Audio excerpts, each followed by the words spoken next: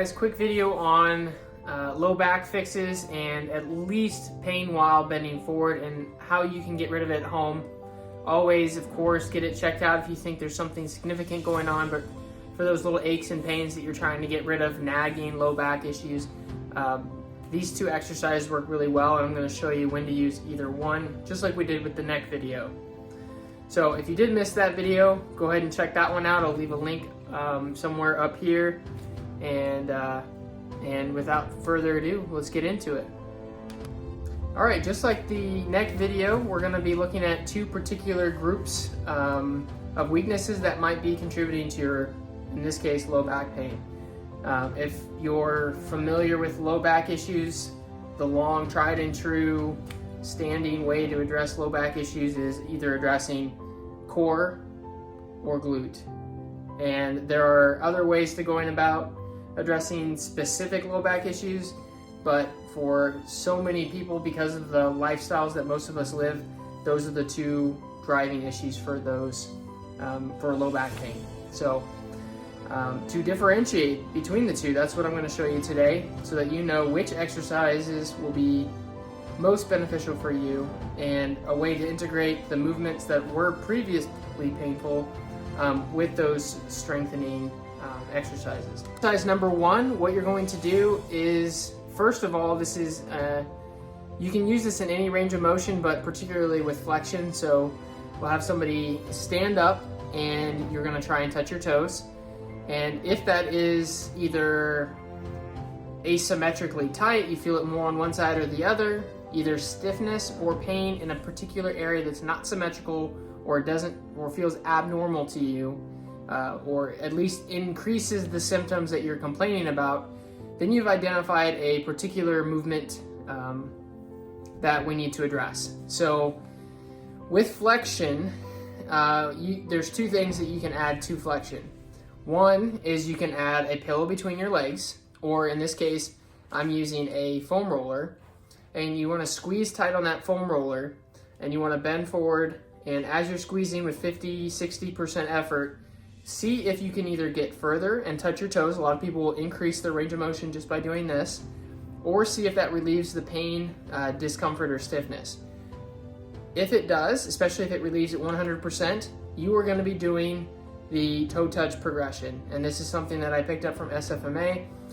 But long story short, you're just going to squeeze a pillow between your knees.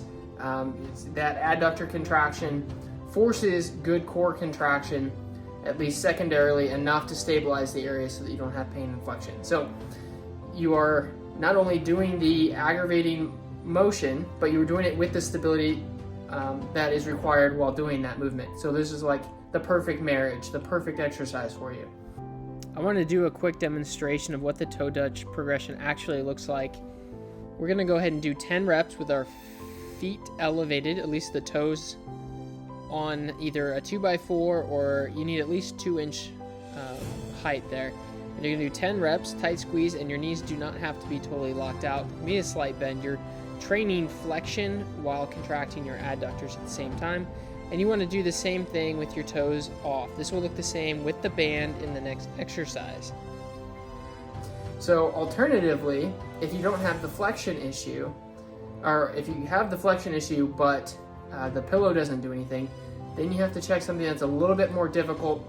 And in order to get good glute contraction, one way that I've seen to do that is that you can put a band around your knees, and I don't have a clip of this, but essentially you're going to put the band around your knees and you're going to push outwardly against that band, maybe a slight bend in your knees, just to get good glute activation out of that, and flex forward and see if that doesn't relieve your pain.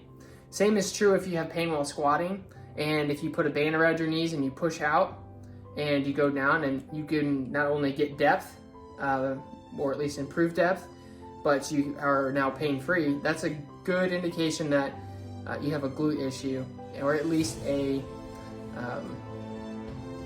movement dysfunction that involves a lack of glute activation. There's all kinds of technicalities, but all you need to know is the band with a squat improves, so that's your exercise. Band with flexion improves, that's your exercise. So I would start there. Those are two really easy exercises that you can integrate, either warming up, whether you're deadlifting, squatting, whatever you want to do. It's a good way to kind of get rid of nagging low back pain. If you have any acute issues, then you probably do need to get looked at, but in the short term, see if any of these exercises help, and if they do, let me know. If you put a band around your knees and pushed out, or did the pillow squeeze, and you were able to touch your toes or go further, leave a comment below and let me know, or at least give a like if you're shy. Otherwise, subscribe for more videos like this, and we'll see you in the next one.